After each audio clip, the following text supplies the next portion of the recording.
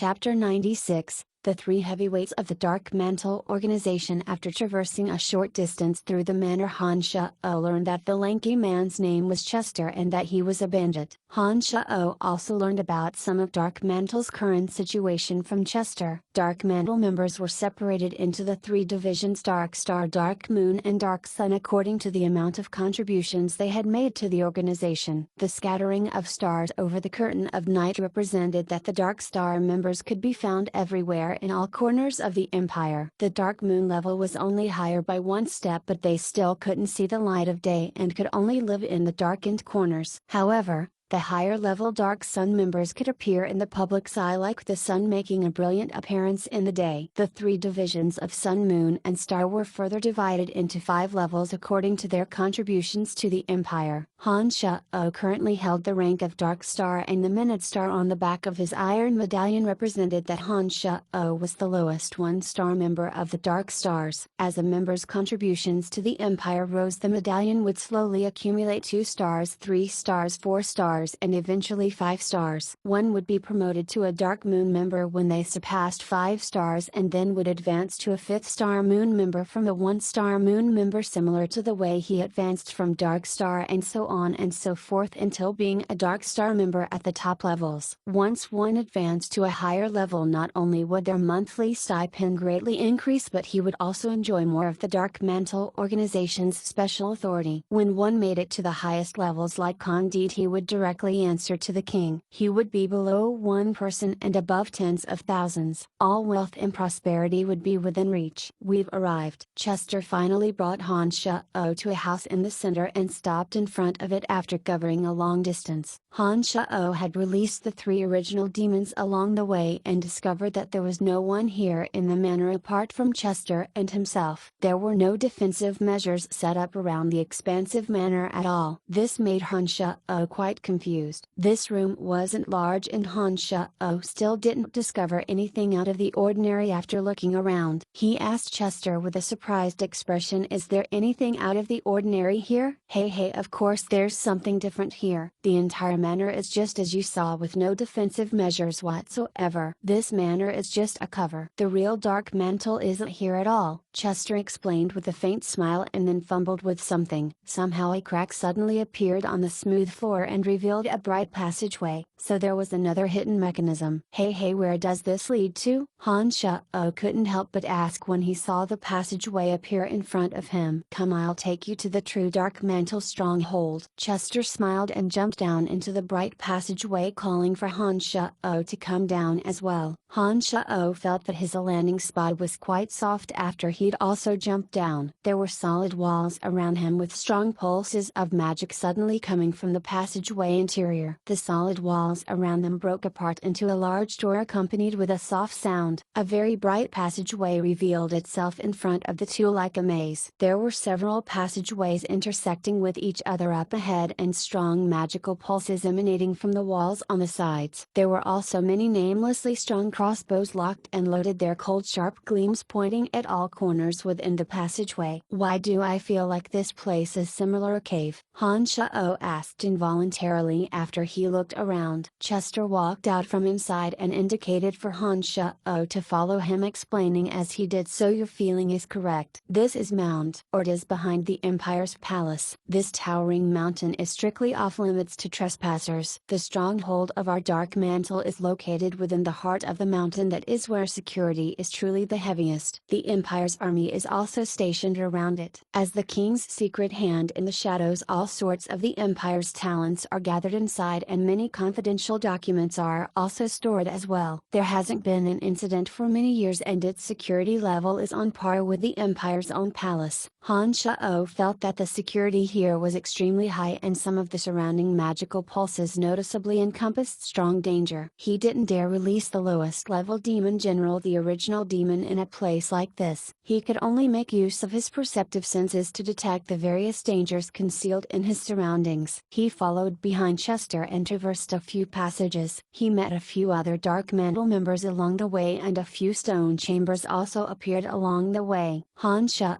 could sense the breathing and heartbeats inside and knew that there were people within the stone chambers. Master Candide is one of the 3 heavyweights of our Dark Mantle, so I don't have the qualifications to personally lead you to see him. However, I can make a report for you. If you were really inducted by Master Candide, I think he'd be willing to see you. Chester's look at Han Shao held a bit of envy, as if Han Shao was truly lucky to be under the care of Candide. I've heard you mention the 3 heavyweights of the Dark Mantle a few times. Who are the other 2 apart from Candide? Han Shao asked as he walked along. There's also Lord Amiz and Lady Cecilia. Lady Cecilia is in charge of all Dark Mantle affairs outside of the Empire. It's also said that she's a charming lady. Hey, it's a pity that a small character like me will never see her in my life. Lord Amiz and Lord Candide deal with all the matters within the Empire, but Lord Amiz is primarily in charge of surveillance and investigation of all the nobles and high-rank officials within the Empire, and is a man who absolutely lives in the public eye from our organization. If the results of his investigation show that these officials have done something contrary to the Empire's gains, he can arrest them directly and report to the king after. He can even directly execute some of the lower-ranking nobles without asking His Majesty for approval. Therefore, to most of the Empire's nobles, Lord Amiz is their nightmare. Lord Candide is in charge of the Empire's internal affairs, including smoking out all the various hostile kingdoms' spies and putting them to death, obtaining intelligence that is useful to the Empire, and exterminating all hidden threats to the Empire. Chester explained in detail the specifics of the 3 Dark Mantle heavyweights as they walked. The 2 stopped in front of a metal door as Chester continuously explained. After arriving, Chester indicated for Han Shao to halt and spoke into a small hole in the metal door. There's a Dark Star ranked member who identified himself as Brian here to see Lord Candide. He says that he's under Lord Candide's direct supervision. Wait a moment, I'll go seek Lord Candide's opinion. A completely emotionless cold voice sounded from the small hole. The metal door opened abruptly after roughly 2 minutes to reveal several round dials. One of the round dials had magic pulsing from it. The voice sounded again, Brian can come in. Stand on the round dial. Chester, you wait outside. When Brian comes back out later, you lead him out along the original path. Yes, Chester responded and explained in a low voice, when we came in just now we took a short distance magic transportation matrix. There's a similar transportation matrix within the heart of the mountain. He will take you to where you should go. Nodding, Han Shao indicated that he understood and rose to walk towards the dial carved with wondrous magical images. A short distance transportation matrix wasn't difficult to set up. Any space mage above the adept class would be able to set one up as long as they had sufficient materials. But a long distance transportation matrix like the one that Han Shao had taken to the Cemetery of Death in the Dark Forest, one that spanned thousands of miles, wasn't one that ordinary mages could set up. This not only needed someone of archmage level or above, it also needed a large quantity of magical ingredients. Without the support of a great power, this level of transportation matrix would be impossible to materialize. Once more internally sighing in appreciation of the wonders of the Cemetery of Death, Han Shao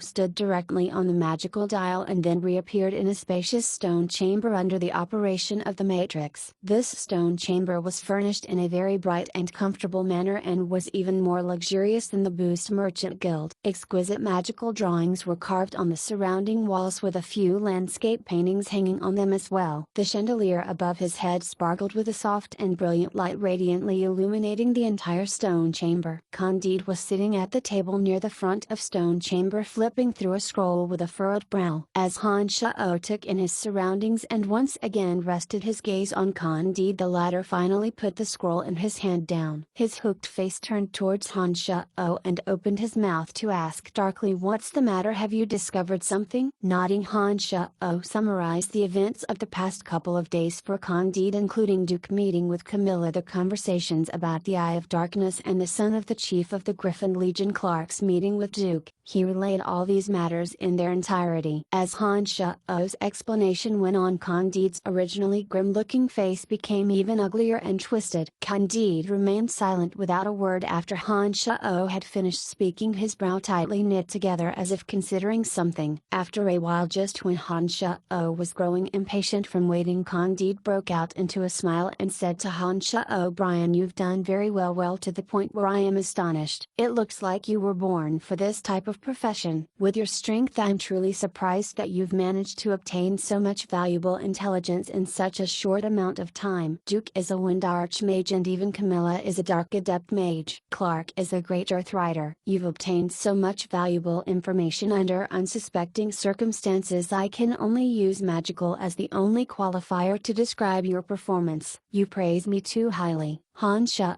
said humbly. "You don't need to be humble. You've handled this matter perfectly. Although I am very curious how you did it, you're one of mine and I wouldn't interfere and question you." Hey, you don't have to think about what comes after this. I'll send someone to handle this matter." Candide used the eyes of one looking at a monster as he looked at Han Shao and complimented him. Han Shao breathed a sigh of relief. The thing he'd been most worried about previously was that Candide would suspect the veracity of his words. After all, to conceal himself from so many people have yet obtained so much intelligence with the level of his strength, it should have been impossible logically speaking. What made Han Shao feel gratified was that Candide didn't doubt the truthfulness of this matter at all. He didn't even ask how Han Shao had obtained this information. This made Han Shao feel very surprised. "You don't need to find it odd for our Dark Mantle organization. We only need to know the final results of the mission. We won't ask about the process. Every member has their own way and we don't care what methods members use when we set a mission, just that it's completed properly. Therefore you don't need to worry about anything. We won't affect your life when there's no mission. You can go about your daily routine and enjoy yourself." Candide seemed to see through Han Shao's thoughts and explained patiently to him. "Alright, then there's nothing to do with me for the time being." Han Shao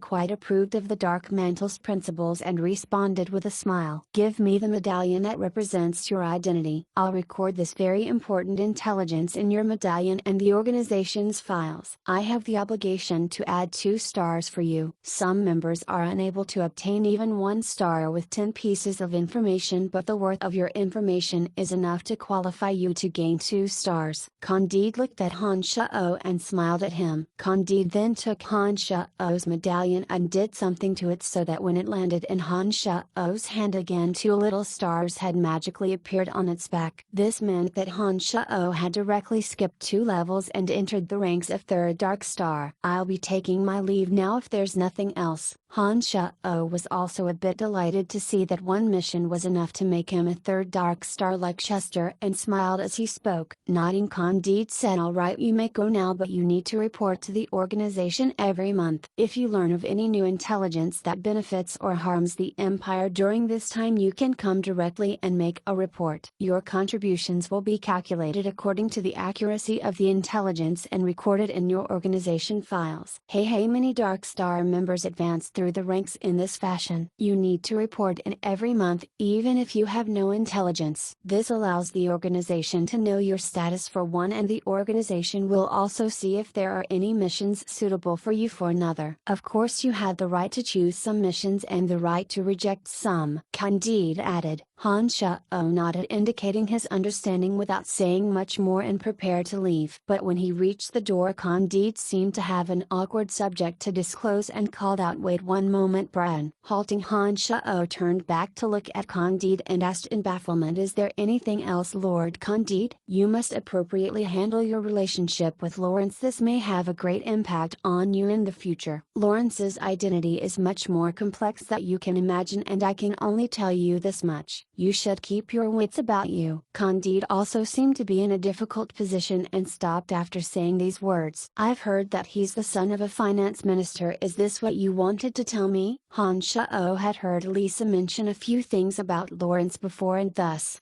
opened his mouth to ask Candide again, nodding first but then shaking his head after Candide opened his mouth once again under Han Shao's perplexed gaze. Lawrence is the son of a preeminent finance minister. Many are aware of this, but apart from this, Lawrence has another identity. This implications of his identity are too great, and your current level doesn't have the right to know this information. I'm not at liberty to disclose too much and only wanted to remind you to take care so that you're not embroiled in something you shouldn't be in. Candide waved his hand and indicated for Han Shao to leave. Han Shao felt uncertain, but now that he knew a few of the dark mantle rules he didn't ask much. He nodded to indicate that he'd pay attention and left Candide's room. Well, did you gain anything? Chester asked Han Shao excitedly as the two retraced their steps after the latter had met up with Chester again. Nothing much, just that Candide added 2 stars for me. I'm a 3rd dark star like you now. Hey. Han Shao didn't feel like there was anything that needed to be concealed from Chester's interest and smiled as he spoke to Chester. Chester was astonished and incredibly envious to hear Han Shao's words. He sighed and shook his head at Han Shao after his surprise, saying, your speed of advancement is indeed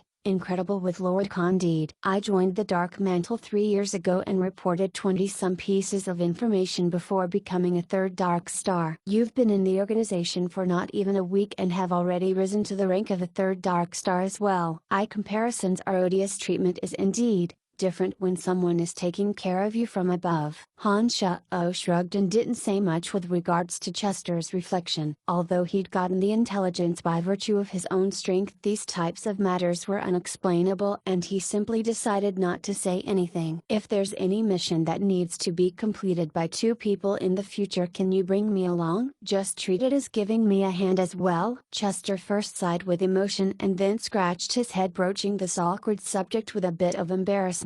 Sure, Han Shao agreed readily. Thanks so much. I'll remember you and do my best to follow your instructions. Chester was overjoyed and his attitude became even more enthusiastic than before. He kept describing all sorts of dark mantle matters to Han Shao and sent him back to the quiet manor in the northern district again. Chapter 97, Curious and Exotic Materials. On the day he returned to the academy, Han Shao discovered that Camilla had suddenly left one night with a hurried look on her face. He still hadn't caught sight of her after a day or two and learned that something had happened at Camilla's home after asking around, and that it was likely that she wouldn't return to the academy in the short term. This was the explanation on the surface, but according to Han Shao's instincts, they'd probably never see her again. Since she was a spy from an enemy kingdom, she wouldn't be left to flourish within the Empire according to the Dark Mantle's way of dealing with things. When Camilla disappeared, Duke and Eric held a secret discussion and didn't dare continue reside within the academy. They used the conclusion of the exchange as an excuse to immediately leave the academy and return to the Casey Empire. Clark, who'd been about to head to the necromancy major to pay his respects to Fanny, left the night school at almost the same time as them. As a member of the Dark Mantle, although Han Shao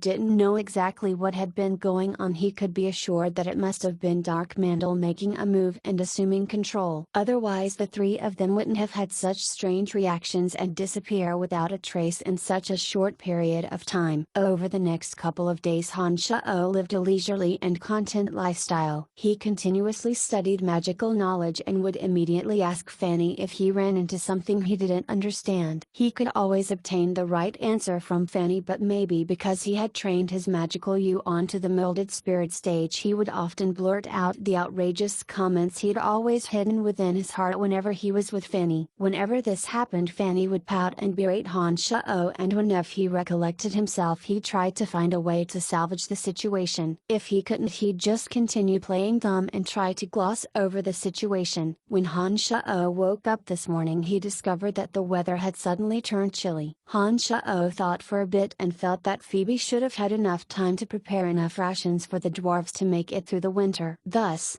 he left the academy and set out for the Boost Merchant Guild. He also wanted to purchase from Phoebe the various materials needed to refine an Earth Elite zombie. When he arrived at the Boost Merchant Guild, Han Shao discovered that the guards had once again been swapped out. When Han Shao offered his name this time, the guards immediately let Han Shao in quite respectfully. Fabian dashed over from a distance after a short while, the very image of health and radiance. He called out from a long ways away, "Hi Brian, long time no see. see how have you been doing? Oh Fabian, it's great to see that you're alright. I thought you'd be.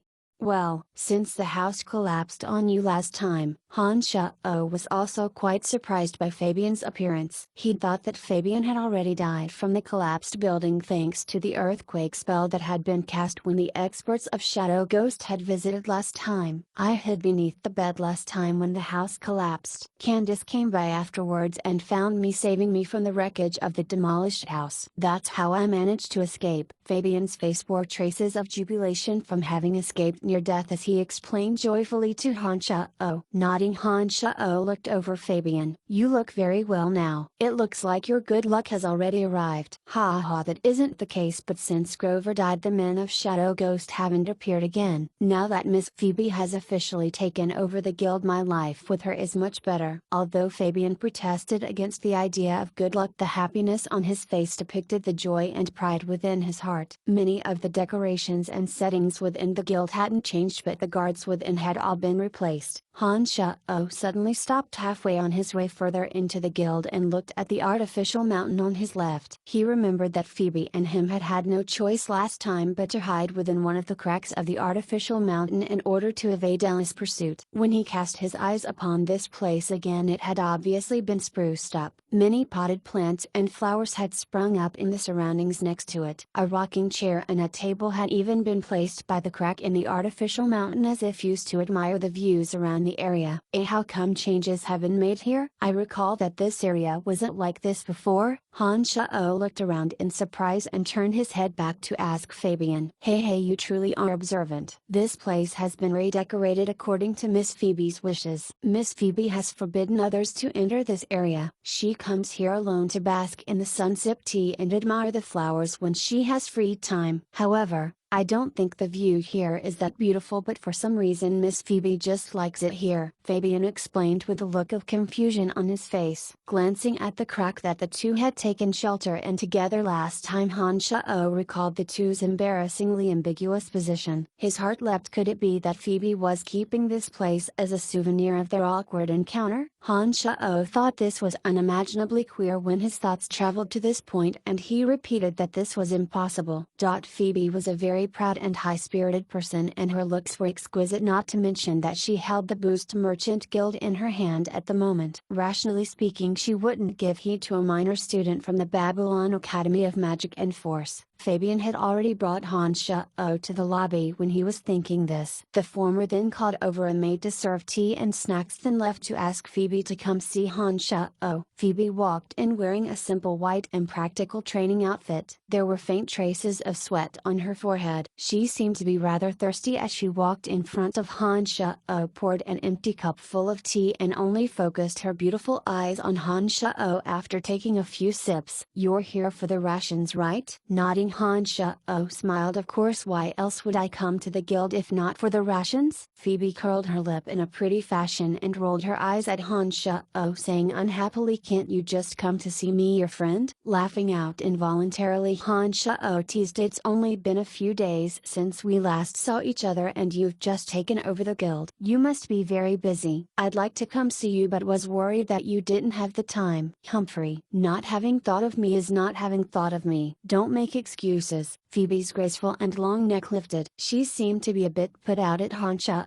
She thought for a bit and then said, the amount of rations you need fills 2 rooms. Your space ring should be of the lowest quality and surely has other items within it. You won't be able to fill it with that much stuff. Indeed, but I can make several trips. Hey, don't worry, I won't think badly of you. Han Shao had long since prepared to make several trips and smiled faintly at Phoebe. Pausing, Han Shao then took out a piece of paper covered with various ingredients and handed it over to Phoebe. I also need these materials as well. Take a look. Will you be able to collect them for me? Looking at Han Shao with some surprise, Phoebe seemed to be unable to understand why Han Shao needed to buy all sorts of special items lately. calmly. Phoebe took Han Sha'o's paper and started murmuring ice earth hot earth wet earth blood earth and something snow something leaves something something fruit. What are all these things you've written? I don't understand a lot of them. Knowing early on that Phoebe would be suspicious, Han Sha'o smiled faintly and explained ice earth can be found in places of extreme cold, hot earth can be found in burning hot areas. It can usually be found in places with lava. Wet earth is usually found in places that are wet all year round and never see the light of day. Blood earth is found where the earth has been dyed red from the blood of fallen soldiers after two armies have fought. There's also the ice snow flower found in places that produces ice earth, lava from hot earth, a weird black green grass from wet earth, and fruit that looks like tumors produced from within blood earth.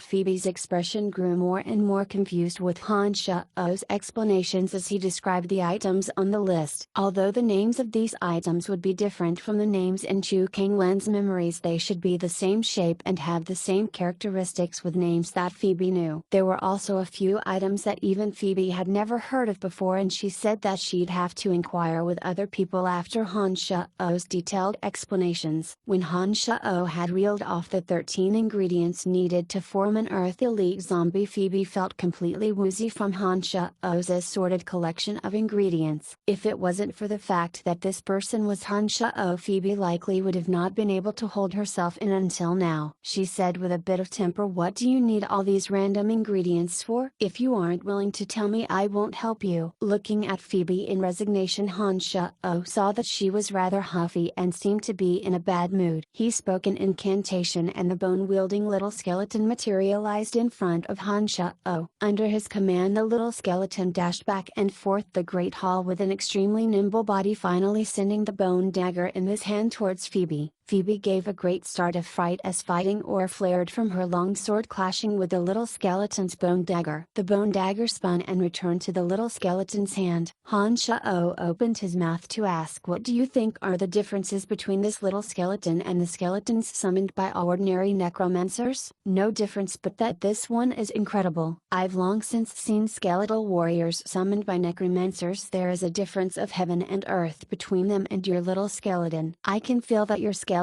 warrior has only the outward appearance of a skeleton, but that there's a demon hidden within its body. Even I'm a bit afraid." Phoebe's expression was grave as she looked at the bone dagger wielding little skeleton with some trepidation. "He used to be an ordinary skeletal warrior, even weaker than ordinary ones. He only knew how to throw away trash for me, but you can see that he's different now. After my secret methods of refinement, he's still a skeletal warrior, but he's slowly growing. You've tested his strength just now as well. I can only tell you that the materials I need are for refining a zombie that will be as amazing as him." Han Sha'o looked intently at Phoebe and slowly opened his mouth. Apart from him, no one in this world would be able to grasp the way of training magical yuan. Han Sha'o wasn't afraid of letting Phoebe know, not to mention that Phoebe had long since witnessed the miraculousness of the little skeleton's might. In addition, Han Sha'o truly did trust Phoebe. This is why he gave her a simple reminder. "Incredible, this is incredible. Your method will surely lead the necromancers in a magical revolution. How did you do it, Brian? You're amazing." There was a light that could be identified as admiration in Phoebe's eyes as she softly cried out in excitement. Shrugging, Han Sha'o said, "I achieved this using my exclusive method. We're friends, Phoebe, so I can tell you this. However,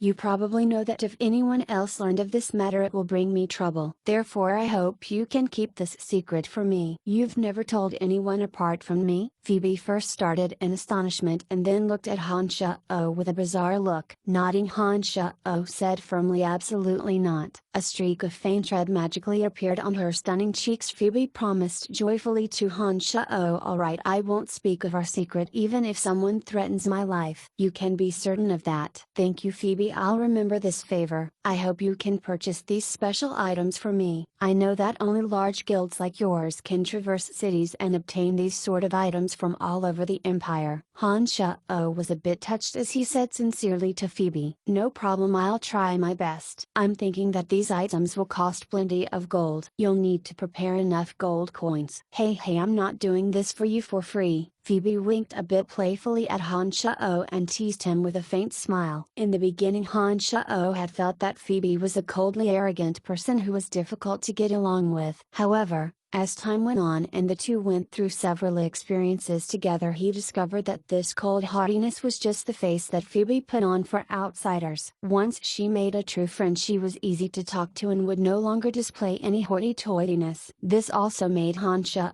truly approve of Phoebe from within his heart, no longer viewing her as a simple business partner. He spent another hour to explain in detail the formation and location of these particular materials to Phoebe until Phoebe has used pen and paper to take down all of them. Han Shao took his leave and returned to the cemetery of death after he had filled a space ring with the amount of rations he needed from the warehouse that Phoebe had set aside for him. Chapter 98. The arrogant elf. Han Shao didn't linger long after arriving at the cemetery of death and headed directly for the dwarves' village. He finally reached their village when it was almost dusk. Bennett and the dwarves were still as friendly as ever. They took out their limited fine food for Han Shao to taste as soon as he arrived and filled Han Shao's cup full with their specially brewed fruit wine. "You haven't come for a few days, Han. How have you been?" Bennett looked at Han Shao and asked. "Thank you for your concern. I've been quite well. I've come to bring you the rations that I promised." Han Shao took out bags of rations as he spoke. There was some wheat and plenty of milk and bread. There was also some cured meat. "Oh, my magical friend, everyone in our entire village will thank you for your grace and bounty." Bennett cried out softly when saw so much food appear on the ground as Han Shao's space ring sparkled. This moved him beyond belief, as he'd already felt that the past few days had been quite a struggle to get through. The female dwarves and children in the distance also put down whatever they were working on and converged on this area with shouts of joy. They hugged each other with warm tears in their eyes as they celebrated. Seeing the dwarves become this agitated over the rations in front of them, Han Shao understood that their lives must not have been easy. Every winter must be a type of suffering for them, but because of Han Shao's appearance they wouldn't have to worry about their day-to-day living this year. Chief Calvin was bringing the other youths and strong dwarves of the village over from the forges and was a bit surprised to see the excited cheering coming from this direction. When he drew nearer and saw the piles of rations on the ground, he very gravely expressed his thanks to Han Shao.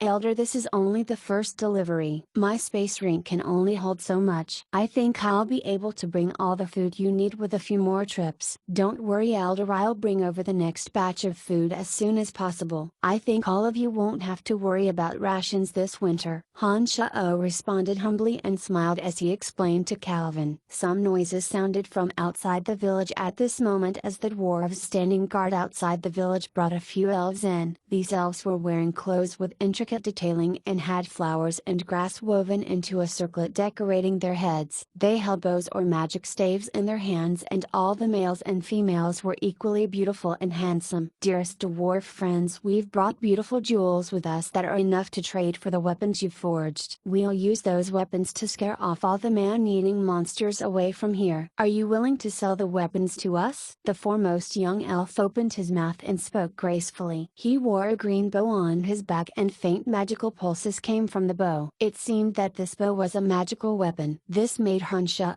quite curious. "Sorry, Benedict, the first think I've been clear enough. The weapons that we've forged will absolutely not be sold to you no matter how much you offer to pay. We're not interested." Calvin shook his head and rejected the young elf Benedict quite decisively. Benedict was visibly upset with these words and he said anxiously, "Why? I know there's only 100 or so dwarves in your village, but the weapons you've forged recently number more than 100. You won't be able to use them all yourselves. If black iron or weapons forged by you are imbued with our elven magic, then they'll become even more powerful magical weapons. Why is it that you're not willing to trade with us even when you have no use for them? Is it that our price isn't high enough?" "Because these weapons have been forged for our best friend Han. These fruit wines are also for Han. So I'm very sorry, Benedict the First, think that we can't trade these weapons to you just because of some jewels." Calvin resolutely expressed his apologies to Benedict and then turned his head to call out to Bennett. "Bennett, take the others to bring the weapons we've forged. We're going to give them all to Han today." "Understood, Chief." Bennett responded brightly and clearly and then took a few young dwarves on a high-spirited trip to the forges. All of the dwarves ignored the temptation of the jewels from these elves. "Pardon," as he he the Han that you speak of? Humans are the most despicable and evil of all races within the dark forest. You actually chose to trust a human instead of the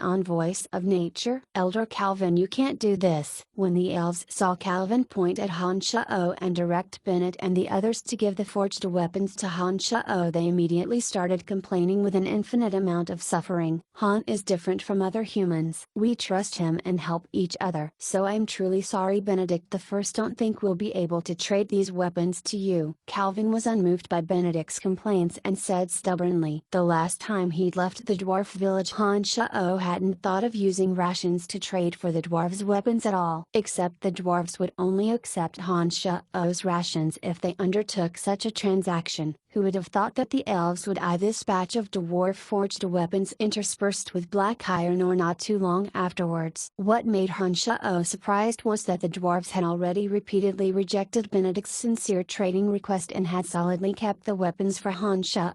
Elder, you can absolutely make your own decisions with these weapons. I wasn't lusting after your weapons and gifting you these rations. Han Shao thought and explained sincerely to Calvin. Nodding, Calvin smiled faintly. You don't need to explain, Han. We know your good intentions. However, we can't accept your items without any cause or reason. The teachings from our ancestors have taught us that everything needs to be gained through your own hard work. If we directly accept your gift, that will be a violation of the teachings our ancestors left behind and will bring a bad atmosphere to the village. So I think you know what I mean. As Han Shao and Calvin were speaking, Bennett and another crowd of dwarves had already brought over more than 10 weapons. There were blades, swords, long spears, heavy mallets, double-edged axes, and all sorts of weapons. The weapons all gleamed with a shiny sparkle. The heavy mallets and double-edged axes gave one a thick and solid feeling, whereas the sharp edges of some of the blades, swords, and long spears appeared quite coldly sharp. When Benedict and his entourage saw these weapons, their eyes all glinted with excitement. However,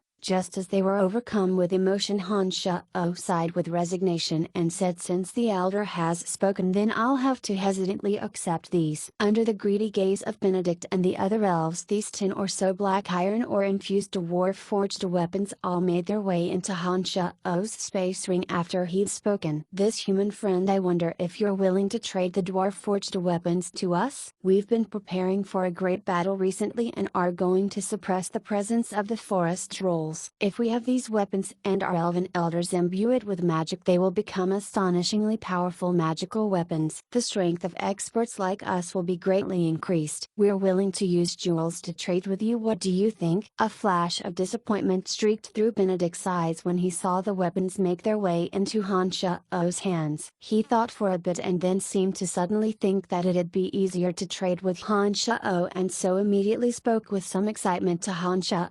Humans are the most despicable and evil of all races within the dark forest. How do you noble elves deign to transact with us base and lowly races? Han Shao smiled oddly as he looked at Benedict and flung the latter's words back at him. In order to make the even more greedy and shameless forest trolls pay the price, us noble elves are willing to make a compromise and allow you human to trade with us. What shocked Han Shao was that Benedict didn't seem to hear Han Shao's strong sarcasm at all and rather self-righteously displayed his magnanimity. Sorry, I have no interest in conducting any sort of transaction with you noble elves. Han Shao felt between tears and laughter and had finally experienced the arrogance of the elves. He couldn't help but shake his head as he turned them down. Han Shao suddenly heard all sorts of branches and twigs being broken off after he'd spoken, as if many people were approaching this location. Before Benedict had a chance to respond, Han Shao frowned and asked, is there another entourage of elves coming from your side? No, just us. What's wrong? Benedict asked askance. His thoughts moving, the 3 original demons suddenly swarmed out and vanished in 3 different directions outside the village. After a short while, Han Shao made use of the original demon's vision to see a dense crowd of 500 to 600 forest trolls making their way over towards them in massive columns. The forest troll head that Han Shao had met last time was fawning over another more bulky looking forest troll and describing something. It looked like the status of this forest troll was even higher. This made Han Shao understand that there would be great trouble this time. Chapter 99. A worshipped little skeleton. Elder Calvin, has the village been discovered by forest trolls? Han Shao's face turned grave as he turned towards Calvin, asking him in a solemn tone. Han, why are you suddenly asking such questions? There have been quite a few encounters with the forest trolls recently in the past couple of days, but even we don't know if they've discovered something. Calvin first started and then explained. According to the field of vision coverage from the original Demons, Han Shao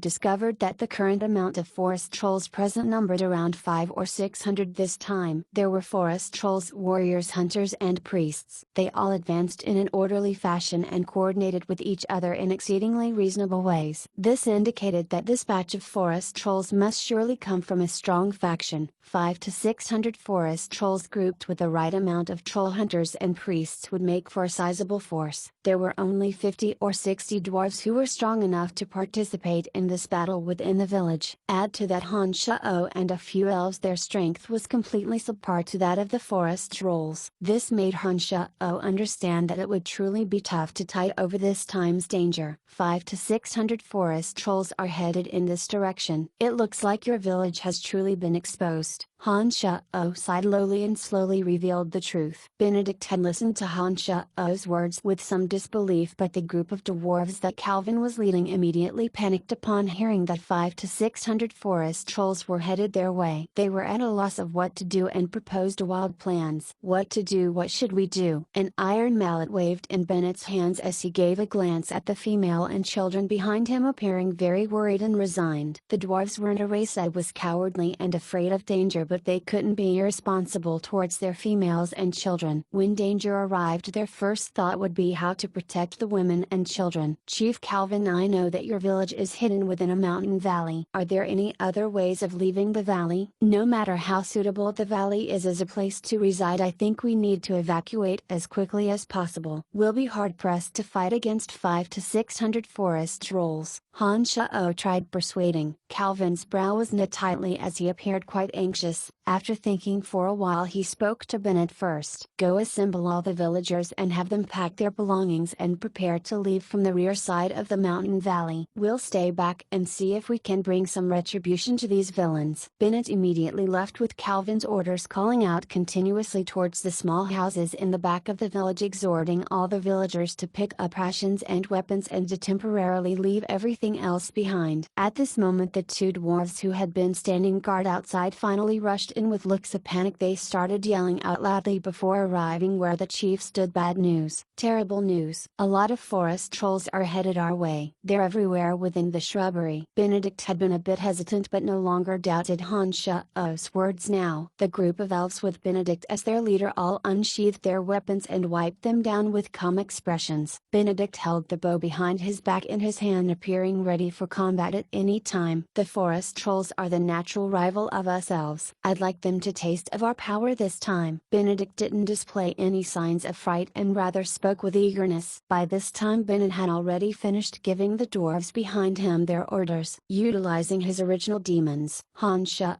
discovered that the forest trolls were indeed headed towards the mouth of the village. He looked back involuntarily at the dwarves around him and said to them, I think we should block off the narrow passageway that leads to the village at this time and endeavor to buy time for the women and children to leave first. Han Shao nodded at Calvin when he said these words and took a few steps forward to the mouth of the village. Benedict hesitated and indicated his intentions to the elves and followed behind Han Shao, heading for the entrance to the village. Up until now, Han Shao could basically be certain that these forest trolls were aiming for the dwarves. Otherwise they wouldn't have all appeared here by such coincidence. The 500 or so forest trolls had already started searching through the nearby shrubbery beneath the yells of the particularly stocky forest troll searching for the entrance to the dwarves' village. According to how the situation was developing, the shrubs and leaves covering the village entrance wouldn't be able to conceal it for much longer. Han Shao didn't become panicked after arriving here and recited a portion of magical incantation. Several skeletal warriors and two bulky zombie warriors appeared in front of him. We should take this time to set up some simple traps. The entrance to the village will surely be discovered, but it's not spacious enough here, so we can take advantage of this to create some trouble for them, Han Shao said calmly when these dark creatures appeared. The skeletal warriors and zombies immediately started digging traps under Han Shao's command. The zombie warriors possessed strong bodies bodies and were in charge of moving rocks over long the distances to block the path. The dwarves had set up some traps here to begin with. Han Shao merely added a few more measures. The dwarves also immobilized themselves to help Han Shao set up. Necromancy magic is the most disgusting magic. To think that you human are an evil necromancer. Benedict seemed to abhor the appearance of the skeletal and zombie warriors as he complained. Han Shao was completely unmoved by Benedict's complaints and only concerned himself with setting up the traps. When Han Shao felt that all was pretty much in readiness, he took out a few crossbows from his space ring and distributed them to the dwarves around him. He then directed them to retreat to the rear and disperse themselves within the strong growth of trees and shrubs. The dwarves were masters of forging weapons, but the complex bows didn't need superb crafting skills, rather required precise designs and thought instead. The firing range and power of a crossbow was exceedingly high and was one of the most outstanding inventions created by humans in recent years. Their drawbacks were that they were too heavy and that the frequency of firing wasn't that quick. Every crossbow needed a small amount of time to reload after firing, unlike how a bow and arrow which could be quickly reloaded. Han Shao's body was strong, thus he could easily lift such heavy crossbows. Although the dwarves were diminutive in stature, their strength was also equal to Han Shao's, and so they too lifted the crossbows easily. As Han Shao and the dwarves stood ready to defend, a loud forest troll shout traveled in from the distance. The forest trolls then immediately cheered and rapidly approached with loud yells. Through the eyes of the original demons, Han Shao knew that one of the forest trolls had already discovered the concealed entrance. Indeed, the new forest troll leader gave orders in the forest troll language as more than 100 forest trolls came charging over with weapons in hand. The troll warriors were in the vanguard, with hunters and priests following close behind as they carefully and slowly attempted to brush away at the coverings. Han Shao roared lowly and didn't wait for the forest trolls to walk through the entrance. The crossbow in his hand had already been fired, and the dwarves beside him also sent crossbow bolts whistling through the air. Some of the forest trolls that had just entered this area and hadn't had the time to peel back the coverings were sent flying by the enormous momentum behind the crossbow bolts. One of the forest trolls that Han Shao had hit was pierced through by his crossbow bolt and nailed to a tree that was the width of 2 people. "Look at the power of my magical arrow." Benedict glanced disdainfully at Han Shao and suddenly pulled back on his bowstring. Faint magical pulses came from the bow in his hand, and the arrow suddenly began burning fiercely in mid-air after it was shot out. When it landed amidst the forest trolls, it suddenly exploded ferociously with sparks. 10 or so forest trolls were struck by splash damage from the sparks and started burning. 3 of them didn't put the flames out in time and were swallowed by the spreading tongues of fire. Han Shao was truly surprised. He hadn't expected the arrow to have such power and involuntarily looked askance at Benedict. "Benedict, you shouldn't waste such precious magical arrows on these cursed forest trolls. You know that these magical arrows are all very precious." A female elf was a bit angry at seeing Benedict show off and lectured him. Benedict stuck out his tongue and made a face when the female elf lectured him, and then spoke self-righteously to Han Shao. "Did you see that just now? The magical arrows that have been imbued with magic from our elders have such strong power after being shot out with a magical bow. If those dwarf forged weapons are modified by us, they will immediately turn into powerful magical weapons and bring lots of trouble to the forest trolls. You should give those weapons to us." It looked like the elf still hadn't forgotten his duty even now and was still attempting to use his naive and laughable words to persuade Han Shao.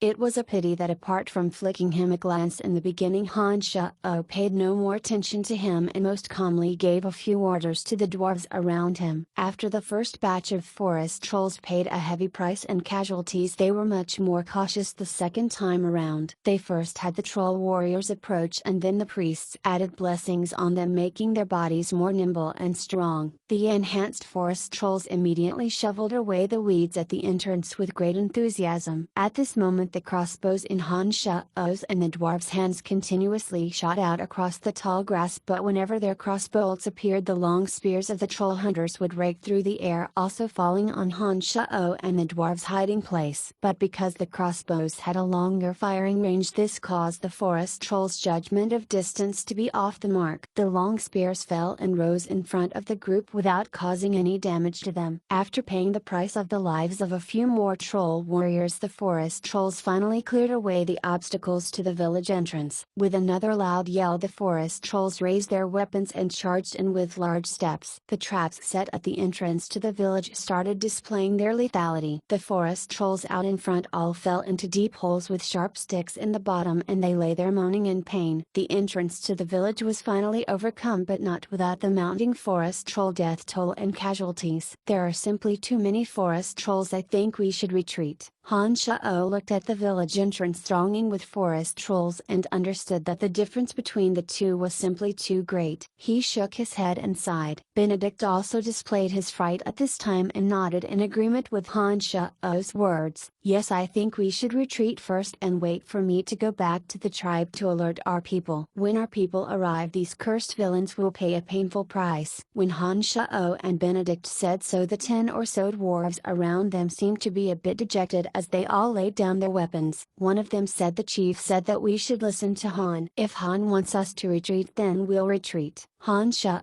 smiled faintly upon hearing his words. "Since this is the case, then all of you should come back, otherwise we'll be in big trouble." The dwarves, who had been bent on fighting to their deaths, all retreated to the back of the village in accordance with Han Shao's orders. The crossbows within their hands continued to fire. In the face of a densely packed forest troll advance, the crossbow bolts would all hit their targets without needing to be aimed. Upon seeing that the dwarves had already retreated, some of the dwarves also stood tactfully in the back. Han Shao thought for a moment and summoned the little skeleton. He wanted to use the 7 bone spurs on the little skeleton's back to shed a last wave of blood and create some trouble for the forest trolls. However, out of Han Shao's expectations, when the bone dagger wielding little skeleton appeared at the village entrance, he hadn't even had the time to shoot out his bone spurs when the forest trolls in the very front all displayed very excited expressions. They laid down their weapons with a thud and bowed down to the little skeleton with highly raised hands, calling out continuously, "Datter, datter,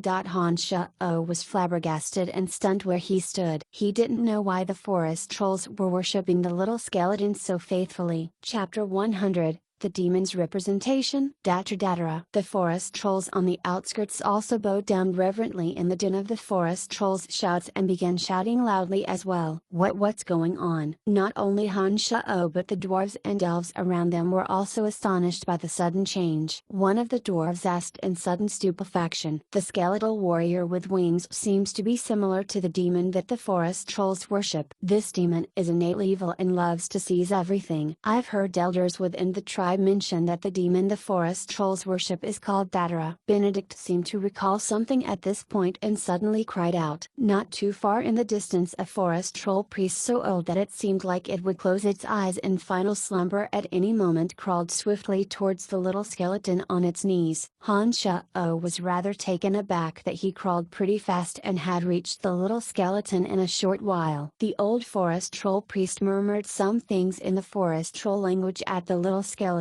The little skeleton stood there in a stupor with his bone dagger scratching his bright and clean skullcap as if not knowing what was going on. He turned back to look at Han Shao with an empty gaze as if waiting for Han Shao to give him orders. Upon hearing Benedict's word, Han Shao had a pretty good idea that something marvelous had happened. These forest trolls must have thought that the little skeleton was the demon that they worshipped. The old priest seemed to want to take the little skeleton somewhere, judging from its interactions. All the forest trolls in the back were frozen in worship on the ground, and no one mentioned the matter of invading the dwarf village again. "Han, what's going on? What should we do?" A dwarf looked at Han Shao and asked blankly. Han Shao was thinking furiously when he heard the dwarf's question. His head also ached with the difficulty of the situation. He waffled for a second, unsure what would happen afterwards, and said to them, "I'll think of a way to delay the forest trolls. You guys leave the valley immediately and find a safe place with the chief and Bennett. I think I will be able to find you guys again." "Will it be dangerous for you?" The dwarf was a bit uneasy at leaving Han Shao's side and spoke a bit reluctantly. "No worries, I have my ways to handle them." Benedict the First, think your party should leave as well. "My skeletal warrior is a bit odd, but I don't think he's the demon that the forest trolls worship. I can't predict how well the situation will develop afterwards either. I think you'll be safer if you left with them." Han Shao tried to slowly persuade the dwarves and elves that he was looking at. "We'll be leaving, it's very dangerous here. I think we should notify the elders first." Benedict thought, briefly nodded and retreated with the other elves after speaking. Under Han Shao's urgings, the dwarves also left slowly, unwillingly, to the mountain valley. One of the original demons that had continuously been observing the forest trolls suddenly split off and followed the dwarves as they retreated. This allowed Han Shao to clearly view the path that the dwarves were taking to escape. After a short while, there was no one else in the entrance to the village apart from Han Shao and the little skeleton. Han Shao's original demon had been observing the dwarves' movements and discovered that they were traversing a cold river and leaving from a diagonal crack in the mountain valley. "Does anyone here speak the common tongue of the continent?" Han Shao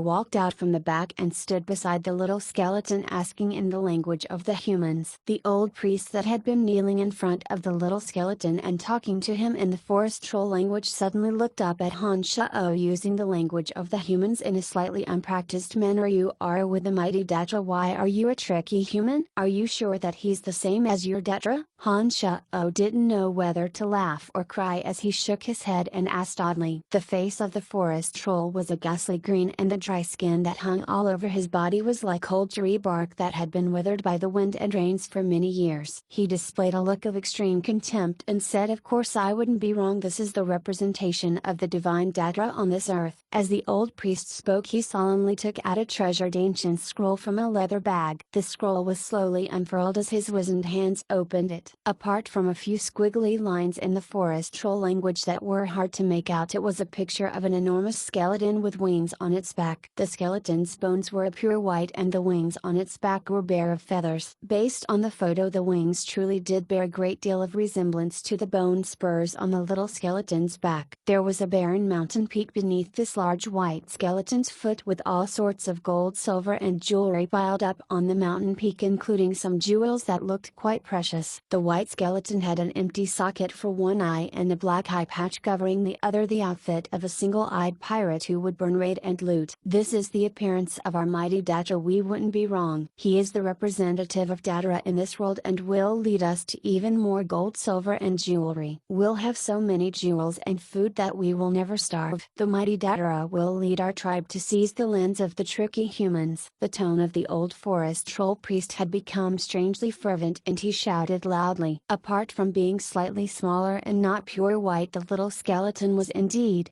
quite similar to the Datra depicted on the scroll. No wonder the greedy forest trolls had thought the little skeleton was the representative of the looting demon Datra. Although the unimaginably queer situation made Han Shao feel quite surprised, a sudden thought struck him as he mused carefully. A trace of a wicked smile appeared on his lips as he gave a command to the little skeleton. The little skeleton that had originally been dumbly standing there with bone dagger in hand suddenly waved the bone dagger at this moment as his empty left hand made a gesture indicating for everyone to rise. "Oh, Datra has heard our prayers." The old forest troll priest immediately capered in great excitement as his chicken-like feet, withered hands also waved, speaking very ceremoniously in the low forest troll language. The forest trolls that had knelt in homage all shouted loudly and stood up from the ground, taking off the pockets tied to themselves and shaking them strongly. The little skeleton waited until all the forest trolls had stood up to use its empty left hand to point at Han Shao according to his orders. Under the puzzled gaze of the forest trolls, he used his empty hand to point to himself. "He means for me to become his liaison and interact with you." Han Shao drew himself up proudly and spoke cockily to the old priest. The little skeleton nodded in a very timely fashion after Han Shao gave the order, as if verifying what Han Shao had just said. Why should this tricky human be your liaison?" The old forest troll priest obviously couldn't accept this and immediately asked in confusion. The little skeleton had extended the bone dagger and was already resting it on the old priest's neck. As soon as the old forest troll priest had finished speaking, the little skeleton stood on its tiptoes, trying to appear taller than he was. His two empty eye sockets stared directly at the old priest as bone-chilling clattering teeth sounds came from his mouth. The old forest troll priest was immediately frightened to the point of losing all strength in his body, crashing to the ground and genuflecting again. He raised his hands high above his head and cried out, "I will never dare question your decisions again. Please don't take all we have." None of the forest trolls standing around dared to make a move when they saw the most venerated old priest within their tribe being publicly threatened. They only stood there with their heads hung and spoke something in the forest troll language. Get up, your noble Datra has forgiven you. I think you'll acknowledge my status as liaison now?" Han Sha-o was cackling inside as he spoke with every appearance of seriousness to the old priest. Clutching his head, the old priest spoke with visible reluctance on his face and nodded. "Will great Datra and the liaison come with us to grace our tribe with their presence? We have some things to offer to the great Datra." "Didn't you come to rob the dwarves?" Han Sha-o started slightly and opened his mouth to ask. "No, after I heard members of the tribe describe the Great One last time, I immediately told the tribe to search for traces of the Great One. Those annoying dwarves are only a small village of 100 people and isn't worth sending out so many elites from our tribes. We've heard that the Great One had appeared nearby, which is why we sent out so many tribesmen this time, so we could welcome the Great One back to its sacred ground." The old forest troll priest shook his head and explained to Han Sha-o. "Sacred ground? What's sacred ground?" Han Sha-o asked in surprise. "A palace that our tribe has built especially for the Great One. There are even antiques passed down from generation to generation. It's said that this was the Great Datra's place to begin with, and so we will offer it all to the Great One this time." The old priest looked at Han Sha-o with some distaste but didn't dare violate the little skeleton's orders as he explained impatiently. Very good, very good. Let's set out then." Han Sha-o was overjoyed when he heard these words and immediately urged the forest trolls to be on their way. The old priest didn't say much and waved his hand. The most burly looking forest troll in the distance walked humbly towards the old priest. After giving a round of orders in gobbledygook, the leader immediately gave the order for the 500-600 forest trolls to ignore the manner of the dwarves and set out for the deeper parts of the dark forest with great fanfare. 4 tall and burly troll warriors carried a luxurious carriage made of black jade with several brightly shining jewels embedded in it. There were soft feathers spread on within it as the little skeleton rode in it on their way into the depths of the dark forest. It looked like the forest trolls had come prepared. The little skeleton lay leisurely within, looking to and fro. As liaison, Han Sha-o couldn't enjoy such comfort and could only proceed on foot with them. They met many magical creatures along the way, but ordinary magical creatures didn't dare approach such a large group of 500 to 600 forest trolls. Even several level 3 or 2 wild and ferocious beasts decided not to continue the hunt when they saw the large group proceeding with great fanfare. Instead, they chose to stay far, far away from this large group made of a villainous tribe. In the outskirts of the dark forest, the innately greedy forest trolls with a love for robbery were renowned and greatly feared. Whether it was some of the more uncommon tribes living in the outskirts of the dark forest or the adventurers and merchants who'd ventured into the dark forest, they would always be robbed to a certain degree whenever they were met with forest trolls. Apart from a few stronger life forms within the depths of the dark forest, these infamous villains on the outskirts of the dark forest were universally hated and feared. As hated rivals, the elves had fought numerous times with the forest trolls and hadn't been able to obtain victory. Nobody could stop their innate impulse for robbery. As they neared the depths of the dark forest, even the formerly blustering forest trolls began to proceed with caution the deeper they entered into the dark forest, as if deathly afraid of creating any disturbances. "Why is it that you become more timid the farther in you go?" Han Sha-o had detected the abnormalities of the forest trolls and couldn't help but ask the old priest beside him. Flicking a glance around, the old priest explained, "We've now entered the middle area of the dark forest. There are many high-level beasts here and several special tribes. The humans that appear here are also difficult to deal with. We hope that we won't run into them or there'll be trouble." A thundering crash came from not too far away as a 6 to 7 meter tall, frighteningly large white stone giant slowly moved away with a large tree thrown over his shoulder. A low caw sounded from the sky as an enormous black shadow flew over them. When the shadow was cast over the ground, 2 long slender necks could easily be made out. The one covered in white stone dust is a mountain ridge giant. Their nature is fairly peaceful and they don't like to fight. However,